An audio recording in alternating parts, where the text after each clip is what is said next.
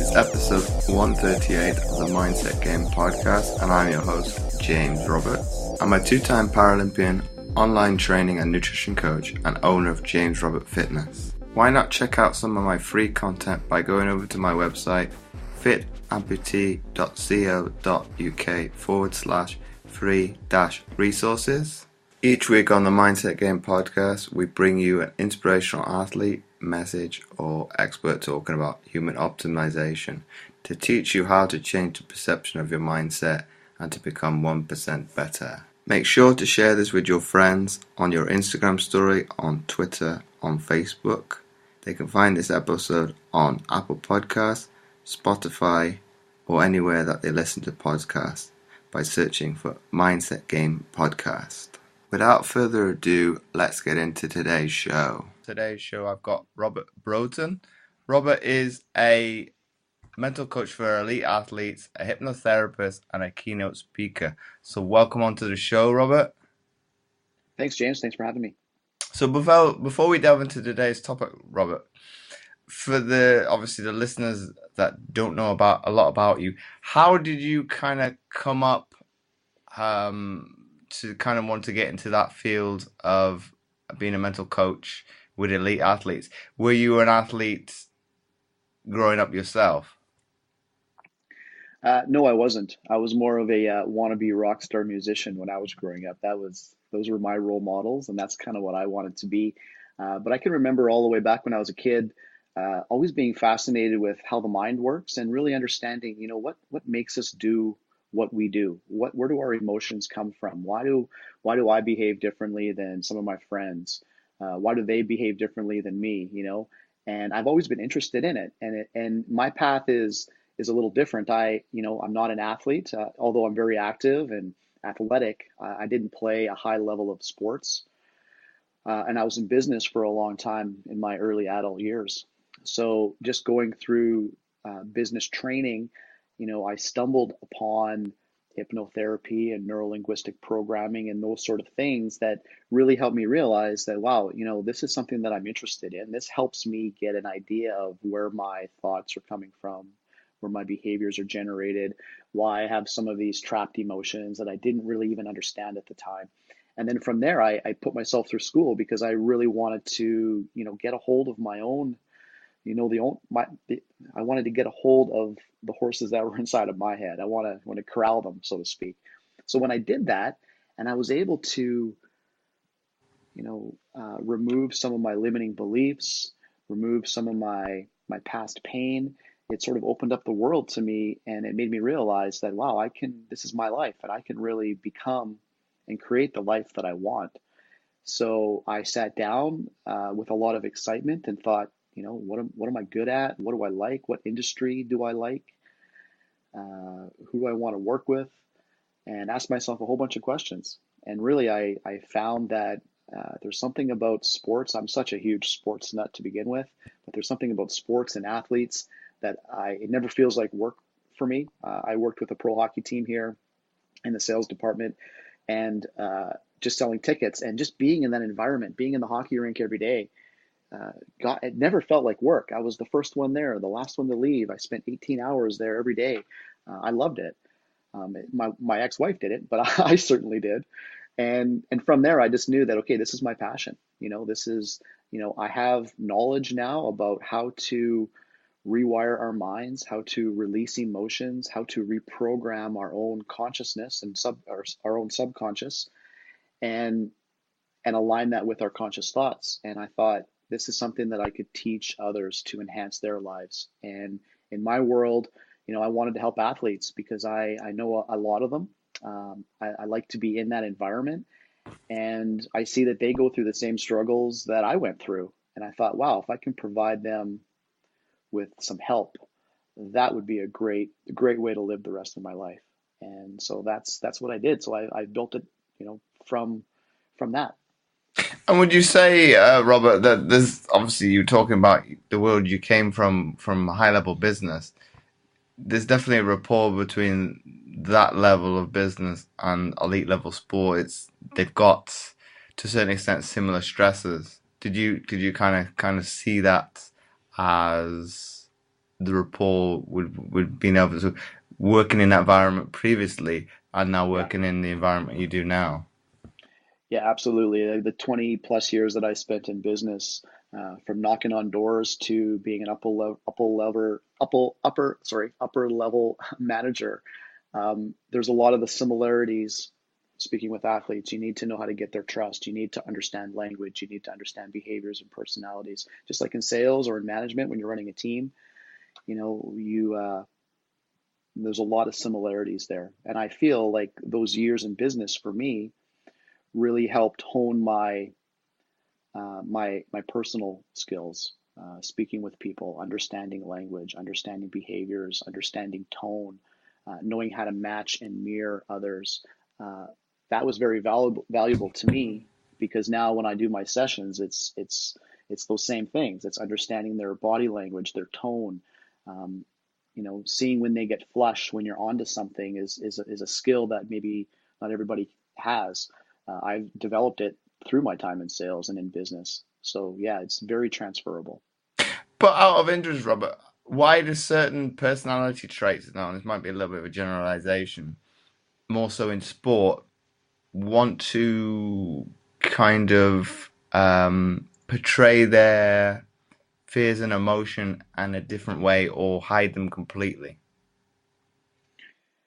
Well, I think that's common with everybody. I think everybody who has a fear of really putting themselves out there, whether it's in business or in sport, um, I mean, it's all the same stuff. We're at the end of the day, to me, it doesn't really matter what craft we're trying to hone and what environment that we live in.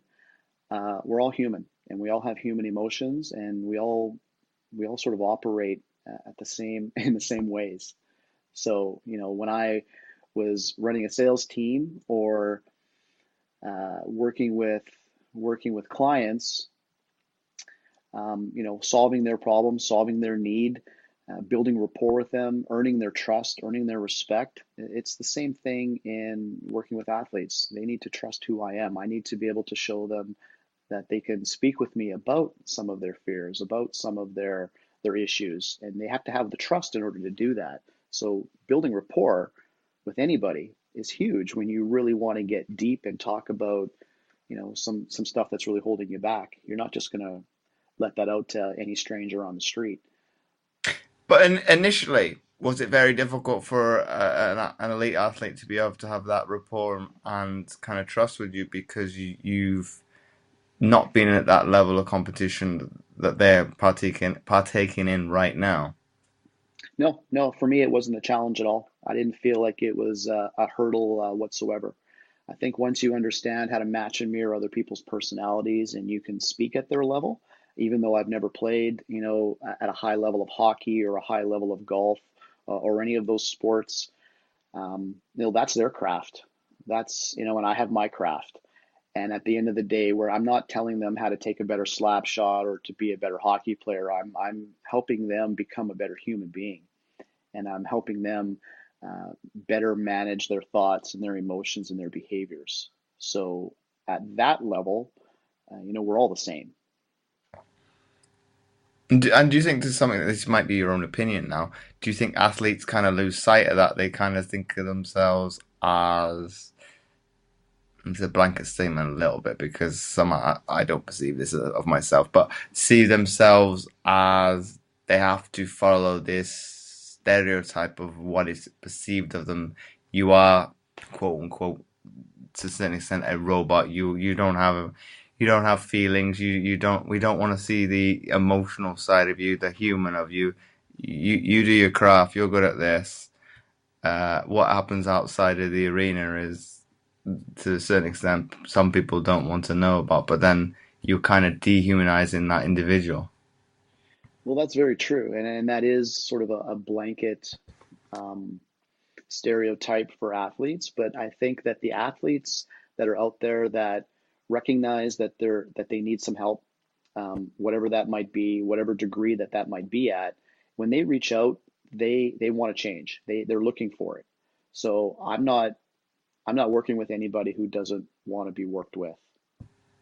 So therefore, those stereotypical athletes that you described, I don't really work with them because they're not at the level yet where they really want to get deep with their thoughts and get deep with what's holding them back. And sometimes that's, that's their fear in the way, or that's their ego in the way, and that's okay. Eventually, hopefully they come around when life is not giving them what they want and they're not getting where they want to be. Uh, I think, as we get older, all of us, as we become adults and older adults and mature adults, we realize that, wow, I need to put my ego aside. I need to put that away. And I really need to get real with somebody because I'm spinning in circles here. And so the athletes that I work with are very open to opening up to me. And once they feel comfortable with me, we build an amazing relationship. And it's really, part of the one of the best parts of my job is to build those relationships and to see, these big, strong, athletic men and women, you know, um, tell you what's bothering them. And a lot of the times it's, it's, they make it more of a bigger deal than it really is. And once they realize that, oh, really, it was that was holding me back. Wow, I wish I would have talked about this a long time ago. A lot of them will admit that. But which is the worst of the two evils now, Robert? Is it the fear itself, and this will transpose in different actual the ways you perceive it, or actually somebody's ego? Yeah, I mean, I think everybody deals with some sort of fear, and maybe their ego is covering up their fear. That's what I find a lot. They have an ego and they have a persona, they have an image that they're trying to portray, or that they're portraying because they are fearful of of something going on in their own life, or they're afraid to fail, so they're afraid to be judged, um, or they believe that they have to have this certain image. It really all boils down to fear. But and we touched upon this off air as well, didn't we? In terms of, and I'll give my example because it's a little bit easier. I had a fear of failure as, gosh, I'm going to say a preteen teenager. So what I would do was, instead of kind of taking the challenge head on, I would probably be more resolute and say, well, let's not try at all. I asked you the question off air. Well, how do I go from that extreme to being successful? Well, in my eyes, it probably, when I'd finished and retired, it wasn't as successful as I would have liked. But that's maybe trying to attain to a certain extent perfection, getting this elusive medal or gold medal that every athlete craves. I think it's unrealistic to achieve that, because if everybody could attain it, it would lose some of its prestige and be a little bit pointless. But how do I get from that to be able to get to, let alone one Paralympics, but two? How is it? Is shifting mindset that I've had subconsciously and just not thought about it until probably we're in the present moment. Well, yeah, that's it, and you really need to be mindful, right? And a lot of the times, if you're afraid of something, if you're afraid of letting down your role models, if you're afraid of disappointing your family, if you're afraid of those sorts of things, you're going to cover that up with ego. You're going to cover that up with just pushing through it and just trying to be the people that you see on TV, or the medal winners that you admire. You're just trying to be like them. But so you have to get real with yourself. That's really where it comes down to. And to sit down and to be quiet and to listen to your thoughts and to really be honest with yourself and to understand where those fears might be coming from, and then and reaching out and getting help. We all need help. We can't do all of this by ourselves, especially when we're elite athletes and we're trying to, like you said, trying to achieve something that it's not very easy to do. It's extremely, extremely difficult to win a gold medal. It's extremely difficult to make the national team. So you got to pull out all the stops, just like you do in your performance when you're giving it all. You got to give it all mentally, and you got to prepare mentally well before you're ready to enter into that arena of sport. Meaning that you got to get serious with yourself, and I find that until you do that, and when you realize that, okay, my mental game is just as important as my skill, and my mental game is just as important as my strength and my fitness and my endurance. You got to round it out, right? And a lot of athletes will just work on their skills and they'll just grind it out in the gym and they'll just grind out, their endurance and they'll just try to get better that way. But it's a three-legged stool. It's not just a two-legged stool, right? So if you don't have the mindset component in place, it's going to be very difficult to be successful, and it's going to be very difficult to achieve your highest level and be happy with it. Because a lot of, as you know, probably there's a lot of athletes out there that um, work very hard, do all of the things that they think that they should be doing, and are disappointed when they get to the peak of their ability and then realize that, wow, maybe it was my mental side that I wasn't honest with myself with, that I needed to work on. And then that would have taken me another notch up. And then where could I have gotten? And you never want regret. So, these are conversations that I have with all my athletes to say, I'm not telling you how to be a better athlete. I'm telling you how to manage your mindset, right? That's what we're working on here. So if they're honest with me, I could really help guide them in the right way and build good foundations and mental fabrics to be their best, whatever their best is, and however far that's going to take them, they're going to be happy with that. Well, I definitely agree with that sentiment, Robert, because I think you talk about it at the elite level, it's been that 1% margin of gain. Okay, it could be slightly more than that because it depends on how much importance you put on it. But I would definitely agree with you in terms of okay, there's no resentment now to what I achieved. Okay, I think maybe when I retired, you're thinking, well, what if I'd have done this? What if I'd have done that differently? But I can't change the past. No, it's set That's in right. stone. It's now okay.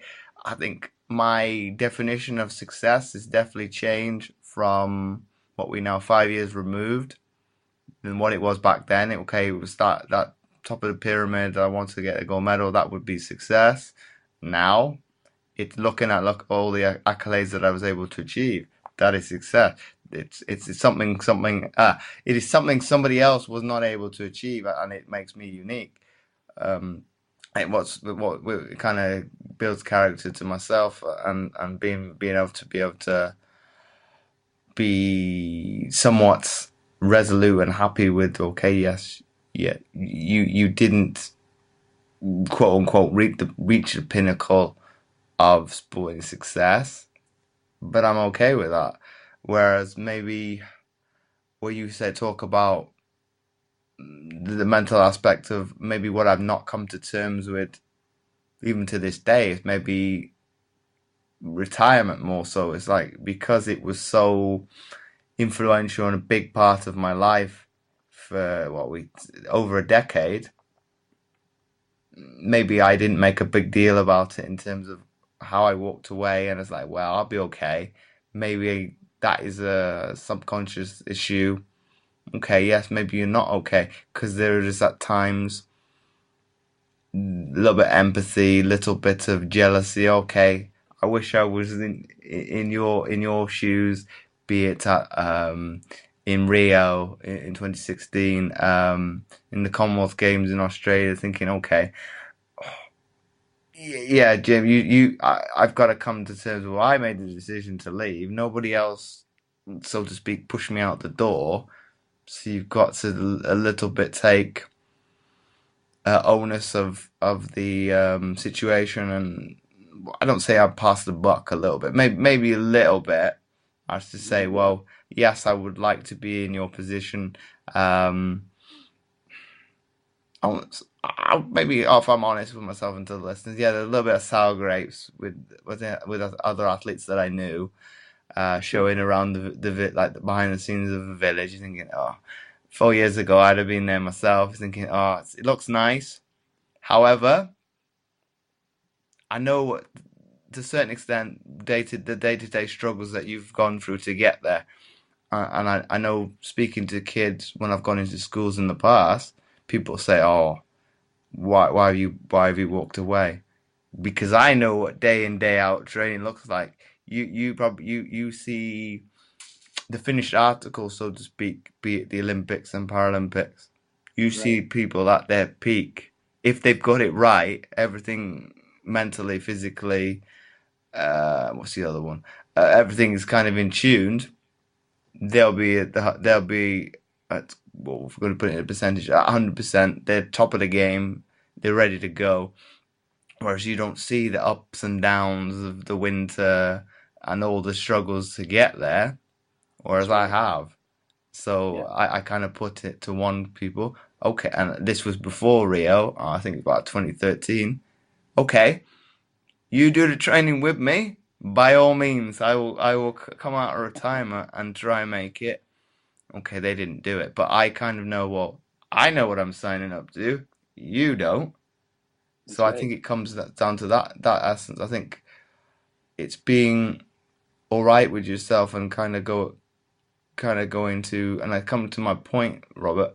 I think if I answer your question that you asked, I probably didn't spend enough time on the mental side of the sport, and I think it has come a long way in, gosh, what, we 5 years since I retired, and I Hmm. can kind of see the positives of it. And probably in hindsight, I did sports psychology at university, thinking, well, you didn't utilize it to the best of your ability. Okay, I did utilize it with lecturers, but maybe I could have gone out of my way to learn more about meditation, and kind of beyond that. I know lots of people listening to will have heard of mindfulness and meditation Right. now because it's kind of in the mainstream now.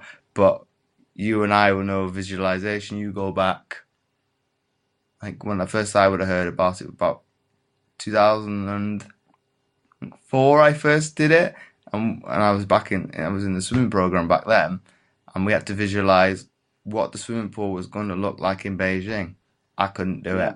I couldn't do it Yeah. to save my life.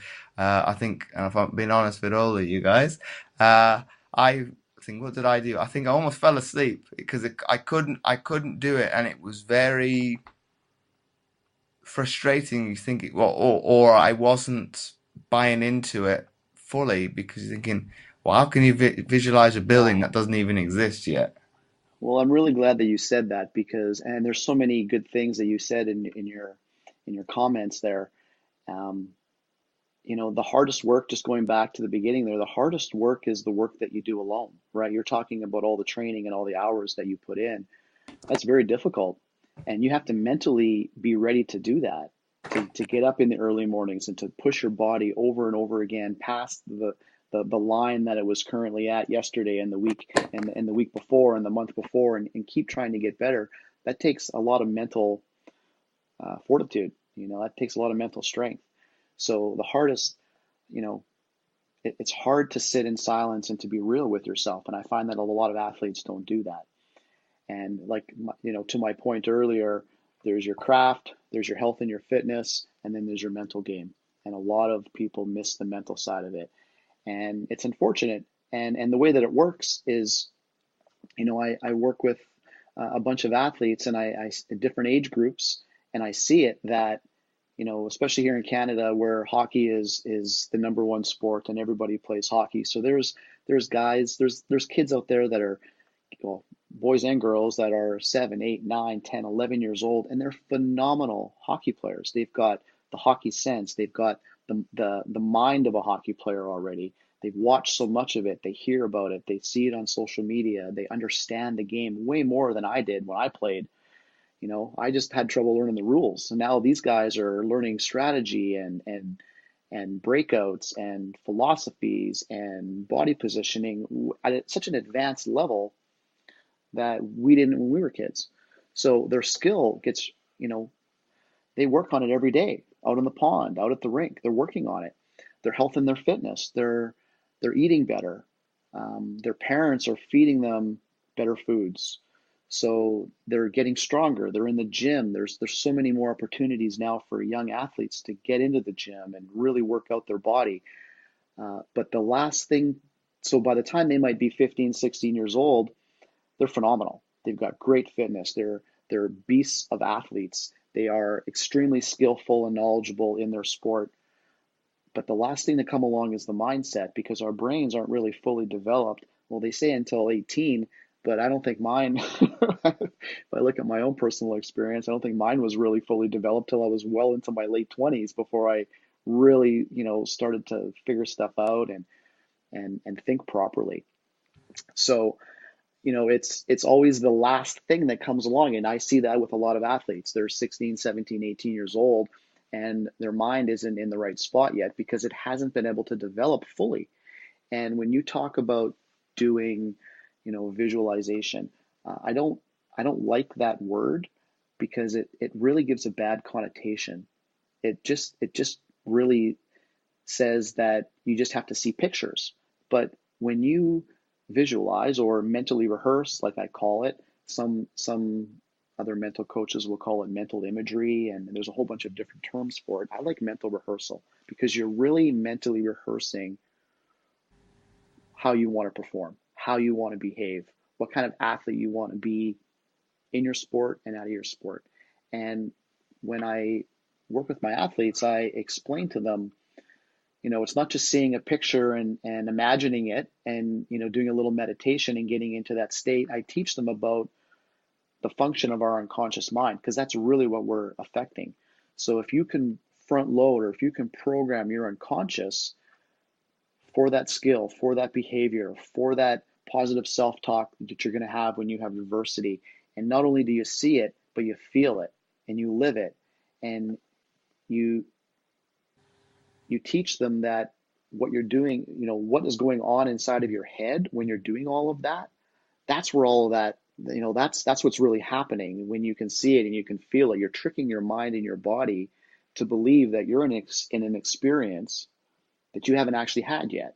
So you're front loading it. So if you can imagine if you're in the championship game or you're in the final event of the season and it's for the championship, maybe you're a swimmer or a runner, you don't want to be thinking about how to run or how to swim when you get there, right? You've trained your body at the unconscious level to just behave and do what you know how to do. Well, mental imagery is the same thing. It's getting those neurons all fired up. It's getting that aligned with your body. It's getting what you see in your head aligned with how you feel in your body and really creating that experience ahead of the experience. And when athletes understand that philosophy, and that it's not philosophy, when they understand that concept and understand that that's what we're doing, that's really how we're programming, rewiring, front loading our minds, then all of a sudden it doesn't become woo woo. Now all of a sudden they're not sitting there falling asleep when they meditate because they know that they know what they're supposed to be doing inside their heads. So there's a lot that goes along to it. And I think when you really understand, just like when you're in the gym with a trainer, they're talking to you about your muscles. They're explaining to you why you need to do it this way, why you need to exercise this way, why you need to recover this way. Because there's a lot of biology going along, and that's what's building your muscle. That's what's building your fitness. It's the same thing with our mind, where when we do a mental imagery or mental rehearsals, we need to understand first of all what's going on, under the hood, so to speak. So once you get that, then you can really properly rewire old behaviors, emotions. There's an incredible benefit, and it's so important, especially for hockey players that are trying to get to the next level, to mentally rehearse body positioning, opening up lanes in the offensive zone if you're a defenseman, faking shots, creating that space, because everybody is, just as skilled as you are. Everybody is just as fast and as big as you are. And if you have a better mindset and you can wire these skills, not just in practice when you're actually there practicing on the ice, but if you can do that at home, in silence, on your own, over and over again, you're basically doing the mental reps that is programming and wiring your mind and body, just like you are when you're with your coaches, with your teammates on the ice at practice. And then that translates to every sport. I know in rugby, The New Zealand All Blacks, they have the last I heard, they had 3 or 4 master practitioner neuro-linguistic programming um, coaches there to do these sorts of things with them, to really make them understand that your unconscious mind really is what runs your performance. That's what it is. You're not thinking about how to play when you're on the pitch, when you're on the field, when you're on the ice. It all comes from an unconscious level. So how do you front load that and wire that for the perfect performance that you want, for the perfect behavior?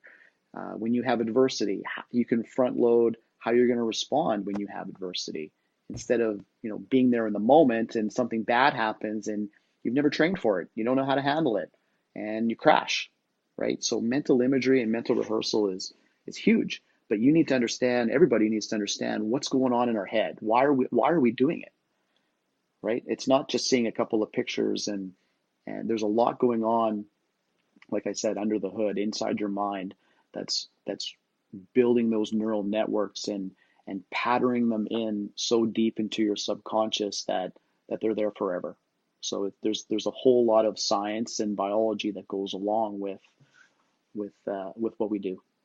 And I think where I was able to probably attain what you're talking about was probably when I went to university and I was in rowing by that time and kind of moved from development level sport to performance. And I think it's kind of a shift in mindset now. It's like, well, I have no time now to kind of develop and make mistakes. I've got to now perform and deliver. So I think maybe it was that being thrust into a new environment, a new challenge. Well, okay, I've never done this before, but my perception of it is obviously, like I said, I've got to deliver results, and I think it was. I think because the program had said to me from the very off, okay, you are good, but don't worry about the World Championship in 2006. It's like, yeah, yeah, I'm going to that World Championships. So I think it was definite. I think because, oh God, how old I've been, about 19 years old. I think it's that, well, it's not the fear of the unknown, but you kind of are not worried of the outcome. Whereas I think as an adult, you kind of are. So I think it's been, to a certain extent, going about the business and kind of doing the best that you can, and kind of propelling yourself on and going from there. And that's a really good point. There's so much that goes along with the mental rehearsal, and you just touched on another one of them is your mind needs details. If you've been in an experience before, if you've been to the Olympics before, if you've been in a gold medal race before, the next time you go, you're going to have a lot more confidence and a lot more details and a lot more security and a lot less anxiety because you've already been there. But what happens if you've never been there before? What happens if this is your first time? Well, the power of a mental rehearsal is that you can create that in your head. Like you said, you didn't know what the pool looked like, but you know what water looks like. You know Hmm. what it's like when your head's down and you're swimming and you're doing your stroke. So you don't need to know what the parking lot looks like or what the dressing room looks like. I mean, those things, there's a little bit of unknown there, but if you can put yourself in that environment and you can see yourself winning and you can feel yourself winning and you can set all of those triggers in your mind and you can have all the details front loaded in your mind, how they're going to feel, what they're going to look like, then you're basically living that experience before it happens. So then you're going to be taking off all of that anxiety because you're giving your mind the details. You're giving your mind the specifics that if you don't, it's going to get scared because our it's fight or flight. So everything is, if we've never been there before, we're going to get scared, bottom line. So we have to be able to front load that so we don't get scared. And that's the difficult part. If we've never been there, well, then how do we do it? Well, you gotta mentally rehearse it over and over again so that you feel so confident with it. And the little things that you don't know, those will be easier to push through because when you're in your performance and you know what you're capable of doing and you're just focused on that, then the anxiety is going to be reduced, your confidence is going to go up, and you're going to give a better performance, much better if you do that than if you don't prepare and front load your mind ahead of it. So let me ask you this question then, Robert. And how is it possible that I was my most relaxed in a Paralympic final and I'd never been there before? Is it because I had been in a similar scenario at a slightly lower sense with being at a world championship? Is that why I was able to be to a certain extent that relaxed? Because I was never before that race relaxed, or to the extent to that extreme, or after it, or did it just come down to the fact that I kind of said to the media, um, our goal as a crew is to make the final, and a medal is a bonus. Hmm. Yeah, and I don't know specifically in your case, but a lot of I don't want to say it happens by accident, but sometimes you don't have somebody say to you, "Aren't you scared? Aren't you scared to go in there? Like you've never been there before." And you might think, "Yeah, I never really thought about it, but now that you mention it, yeah, I kind of am." But if you've already developed good self-talk and you've been around a good environment with good coaches and good teammates, and you didn't have time to think about the negative, then you're putting yourself in a very good space. And if you're calm and you're relaxed, then I would assume that probably at that point in your life, you were pretty happy and pretty confident, and there wasn't a whole lot of things going on in your mind. So you're able to stay relaxed. So you're able to not engage in the hype of the moment. And I don't know if you did any meditation before that, but if you went into it and you were very calm, then that's a very good place to be. That's where you want to be, but not everybody is like that when they get to those moments. Well, the only meditation I could think of or self-talk, and it's probably a habit I had developed through, gosh, even before I was at elite level sport, was obviously the connection with music. So I think subconsciously that connection to a certain type of music to be a motivator. So I don't know. Everybody's Yeah. going to have their type of genre that they listen to be able to relate to that. Obviously, with me, that would be more of the sense of hip hop and things like that. But obviously, my taste in music has changed from when I was a teenager to now. I'm thinking, oh gosh, that music's a bit too extreme.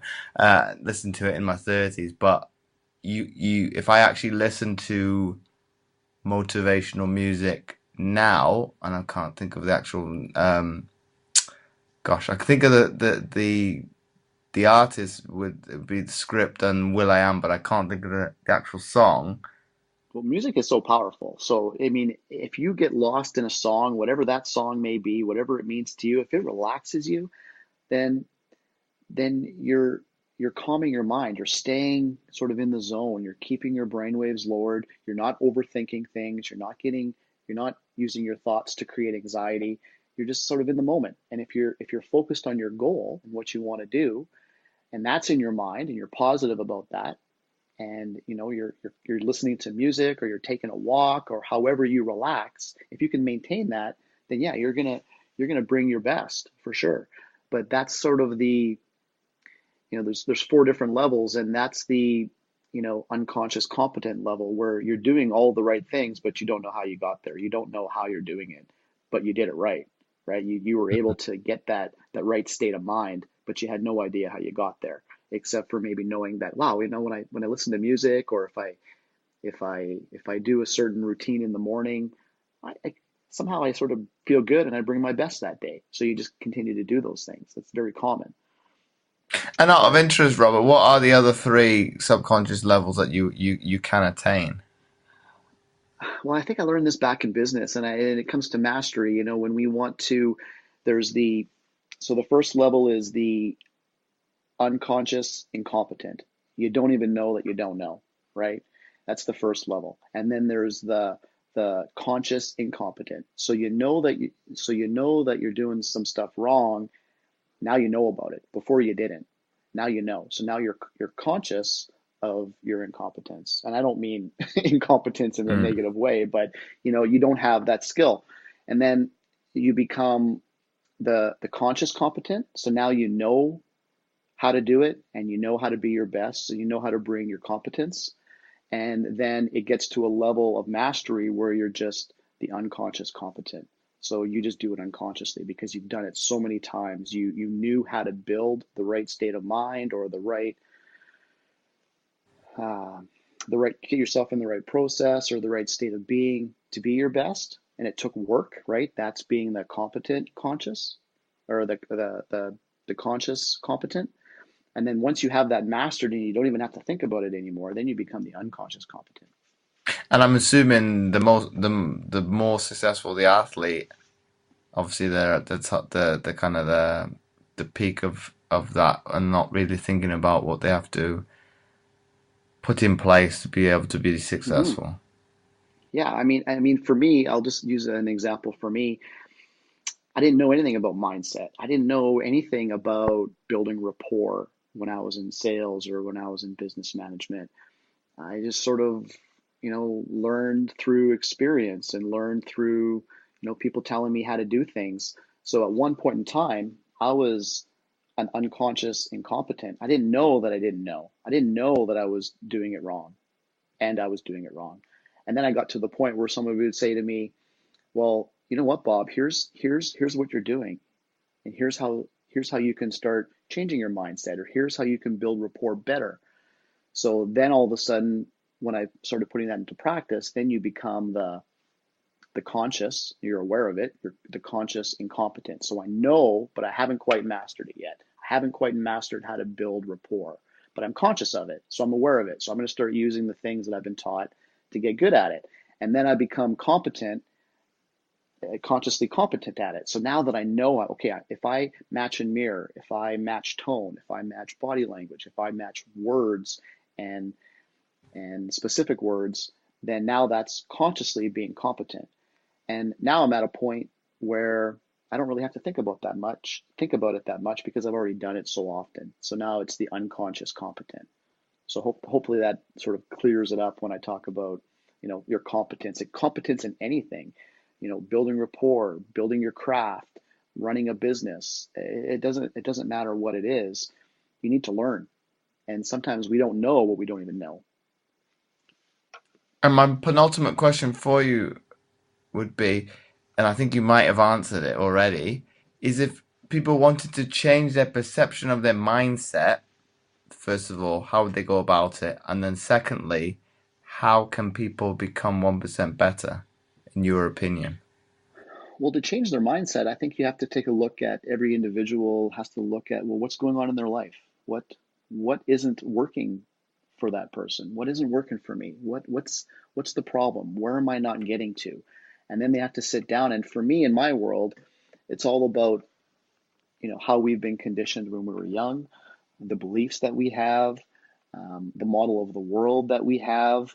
Those are the things that usually drive, 95% of our behavior every day is what's already programmed at the unconscious level. So if you want to get better and change your mindset, first of all, look at what part of your life do you want to change? Is it your craft? Is it your business? Is it health and fitness? Is it your relationships? Is it money? Um, any of those main pillars of our life, take a look and say, well, what's not working? And where am I at? What's my model of the world? And how do I view money? How do I feel about money? Your feelings are a great indication of where you're at. So, that's why mindfulness and meditation is so common now and such a mainstream, because that's really the first, in my mind, it's the first level of understanding what's going on inside you, right? And you need to be quiet with yourself so you can sit and ask yourself some questions and realize that, okay, well, maybe I have bad money skills because, my parents or my grandparents had bad money management skills, and I kind of learned their behaviors. They didn't teach me how to invest. They didn't teach me how to save because they didn't. So therefore, if I grew up in that environment, that's kind of how I'm going to be.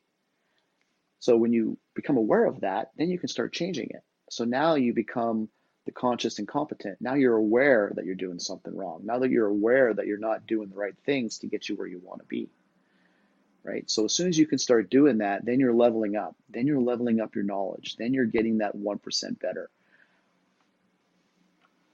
And my final question, Robert, before we wrap up the episode, is if you had to summarize what we've been speaking about today into one sentence for people to take away, what would that be? Well, that's a good question. There's so much, but I think at the very first step, like I said, is what I've just said. Be calm, look at your life, see what's not working for you, and try to figure out where those behaviors came from, where those programs came from. Look back in your family, look back in your life. Who did you model? Who did you look up to when you were growing up? Odds are those conditions and those behaviors that you're running now came from your family or your environment that you grew up in. And that's really the first step. And then from there, uh, you know, talk to somebody. If it's really emotional and you've got some emotional trauma or you've got some limiting beliefs about yourself. I know I had a whole bunch when I started doing my work. I had to look back and go, okay, well, I can think of 5 or 6 different things off the top of my head that's been bugging me since I was a kid. Those are the things that you want to start working on. And if you don't know how to do them on your own, I'm so glad that I had somebody who introduced me to NLP and to hypnotherapy and said, hey, you know what? There's this course. Maybe you should go to it. This would really help you. And for me, that was the first time where I went, okay, I know I have these things inside of me and I don't know how to get rid of them, but I'm aware of them. But I don't know how to fix it. I had to ask somebody.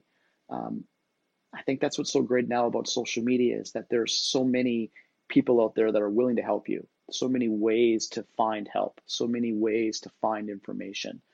And we can't do it on our own. So if you ask me for my message, it's about first identify what's bugging you and then be brave and courageous enough to go out and start asking for some help because we all need help. Everybody needs help. You can't do this on your own. Life is complicated. Our mind, our bodies are complicated, and there's a lot of people out there that have knowledge that people need. So And I once think that again, that's I think I interrupted you there. So do carry on. no, no. I was just gonna say. So I think that would be my message is to pay attention and find out what's bugging you, and then go and get some of that help and be brave because it's not as bad as you think. So once again, Robert, thanks again for coming on the Mindset Game podcast. Thanks for having me. I appreciate it. This was fun. Oh, it's a pleasure being all mine. If you like this episode, please do share it with your friends and do let Robert and I know what you thought of the episode by tagging us over on Instagram at BrainCoach204 and at James O. Roberts 11 on Twitter and Facebook. And again, do check out my free content at fitamputee.co.uk/free-resources. Make sure to check that out. The links will be in the description. You can find all the show notes at mindsetgame.lipsim.com under the category Psychology. Once again, thanks for listening, and I'll catch you again next time for another episode of the Mindset Game podcast.